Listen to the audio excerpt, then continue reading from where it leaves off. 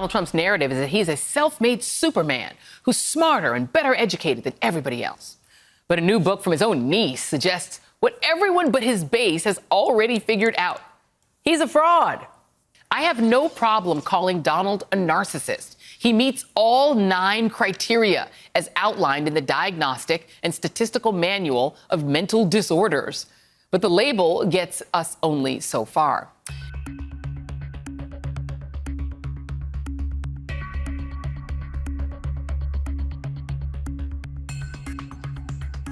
Donald Trump and his family have been fighting tooth and nail to make sure that this book does not see the light of day.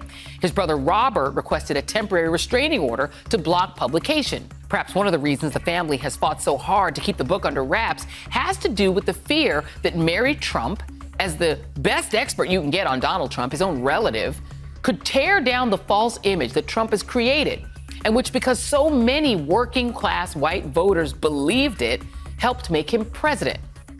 It's definitely a psychological analysis of the president and his father and how he became the type of person that he is. But the sort of plot point that you keep coming back to in like every anecdote about him, both with the family and in dealing with the public and in business, is just about how easily he lies and that he will do so for any effect. And in this part of her family's history, she's suggesting that he does it basically for pleasure. That it's one of the ways he enjoys himself is to tell lies even in front of the people about whom those lies are being told and continuing to do it even though at least one of the people present while he's telling the lie knows he's doing so. Donald Trump is just different from other people. Other people can lie and cheat, and perhaps they have reasons which we all try to understand in our kind of work. But Donald Trump is a true psychopath. He's, in common language, he's evil. That's not name calling, that's accurate. That's to emphasize that he is simply different from other human beings. So that's what I really took away from the book. I think she's right when she says that narcissism goes only so far. That's right. In Mary Trump's new book, she accuses him of being a cheater as far back as high school. Quote, aware of the Wharton School's reputation, Donald Trump set his sights on the University of Pennsylvania. Unfortunately, even though his sister Marianne had been doing his homework for him, she couldn't take his tests. And Donald worried that his grade point average, which put him far from the top of the class, would scuttle his efforts to get accepted. To hedge his bets, he enlisted Joe Shapiro, a smart kid with a reputation for being a good test taker, to take his SATs for him. I went to an Ivy League school. I'm very highly educated. I know words. I have the best words. I was a good student. I always hear about the elite. You know, the elite, they're elite. I went to better schools than they did. I was a better student than they were. I was first in my class at the Wharton School of Finance. They say, is Donald Trump an intellectual? Trust me, I'm like a smart person. The elite. They're more elite than me. I have better everything than they have, including this. Now, it should be noted that the White House is vehemently denying that the president paid somebody to take his SATs. It should also be noted that the president has gone to great lengths to make sure that his transcripts and all other records from his schooling have been all kept secret.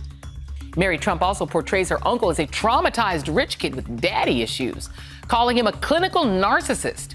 His personality served his father's purpose. That's what sociopaths do.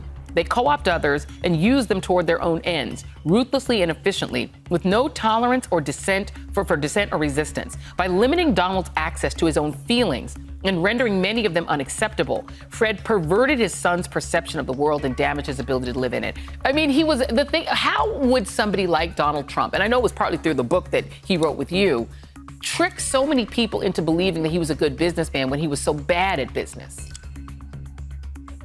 It's back to psychopathy or sociopathy. They are really interchangeable, Joy. So essentially the same diagnosis. And a sociopath has no conscience and has no empathy.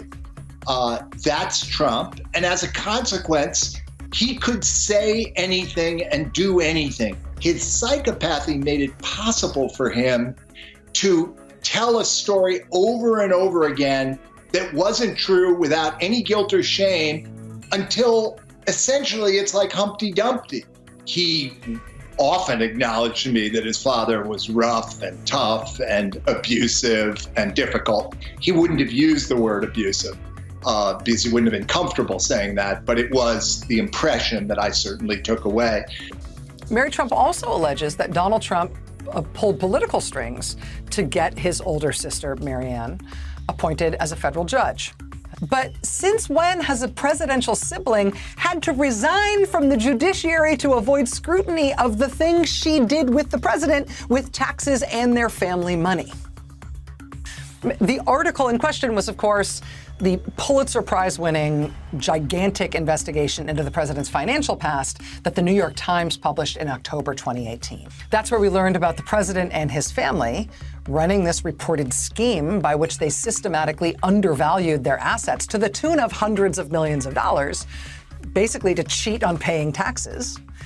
That reporting from the New York Times is also, in part, how Mary Trump, the author of this new book, learned that the settlement she and her brother agreed to concerning Trump's father's estate, that's how she learned that the settlement that she and her brother agreed to with regard to that estate undervalued that estate by hundreds of millions of dollars, thereby, she says, cheating her and her brother out of millions of dollars of their share of it.